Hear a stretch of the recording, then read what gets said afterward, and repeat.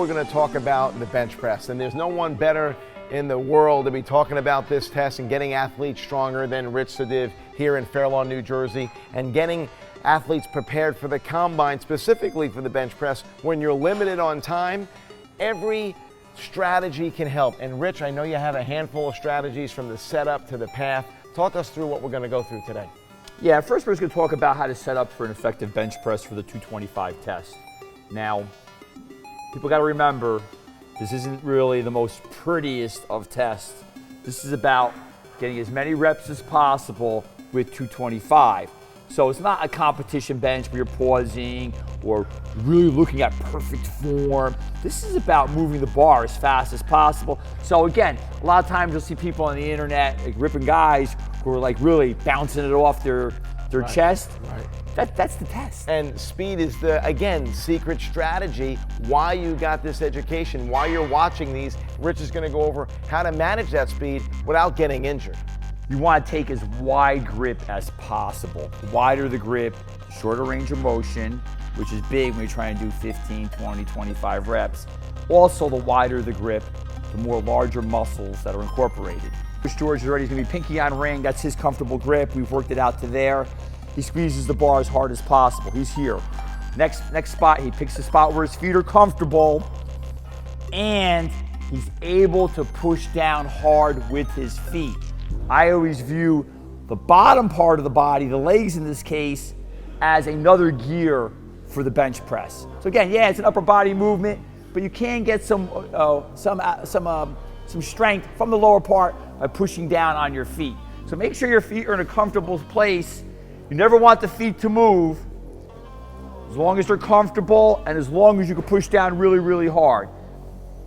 As you can see too, is he has a little bit of an arch. Natural curvature of the spine, 27 degrees or so. Yep. That's comfortable. Chest is up. He's going to touch the bar at the highest point of his chest. So here's a really nice setup. Always think as the bar is going back up to the top that you're pulling it back down as fast as you can. So right before it gets to the top, you're just about to lock it out. Pull back down. Pull back down. Pull back down. Pull it back down. You're pulling the bar down hard. You're keeping the forearms perpendicular to the ground, and there should be a little bit of a clicking at the top. Now, I'm not telling you to short rep it, because you short rep it, you're gonna lose a lot of reps. But think about, don't go all the way to the top like this, hold it and bring it down. It's back down. Get our hand placement first. It's always the hands first. Then you find a spot for your feet. So lock your shoulders in nice and tight. I got my arch right here, one with the bench. Forward-handed, and go. 2, 3, 4, 5, 6. There you go. Very nice. Excellent. So if you watched it in super slow, it probably to the eye probably didn't look like a lockout. But if you watch that in slow motion, it is locked out. And you can hear the sound, the clicking of the speed of the bar going up. The weights still want to go up, and you're actually pulling the bar down, and it's shifting inside the hole of the weight. That's a huge strategy on how to pick up an extra couple reps. A couple things. Increases the speed of the bar.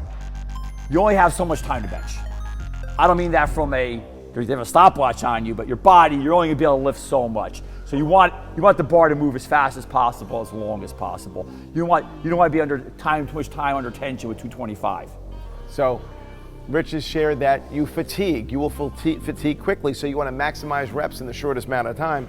And remember, when you're pulling back down, it's a controlled pull back down. It's not you're not ripping it all the way down. It's just changing that path of motion quickly, because when that bar comes down, you got to be ready to explode back up. So always work with caution, work with a spotter, and under control. So if I was going to bench 20, there's a basement to 20, and then there's subsections after the basement. So how it works is, if I was going to get 20 reps, I do the first 12 on one breath. So I get the bar from the spotter, I take a deep breath, and I go, I get to 12, and I stop, and I hold. I take another breath, I do 3, I take another breath, I do 2, then I take another breath, I do 1, Another breath, 1, another breath for 20.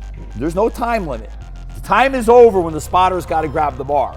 And when you're locked out, you're recovering slightly. Air, go. 1, 2, 3, 4, 5, 6, 7, 8, 9, 10, 11, 12. Breathe. 3, 1, 2, 3. Air, 2, 1, 2. Air, 3 signals now. 1, be patient. Air. Good. Be patient. Air. Good. Nice.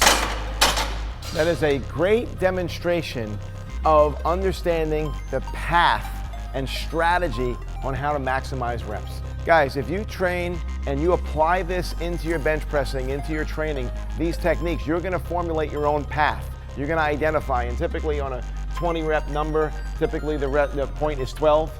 Just like there. Just like that is a model to start off with. You know, so what you saw right here is a great model to begin with, and if you get more than 20 or less than 20, you would adjust accordingly. But Rich, great insight. Guys, take this information, apply it to your training, and take your bench press to the next level.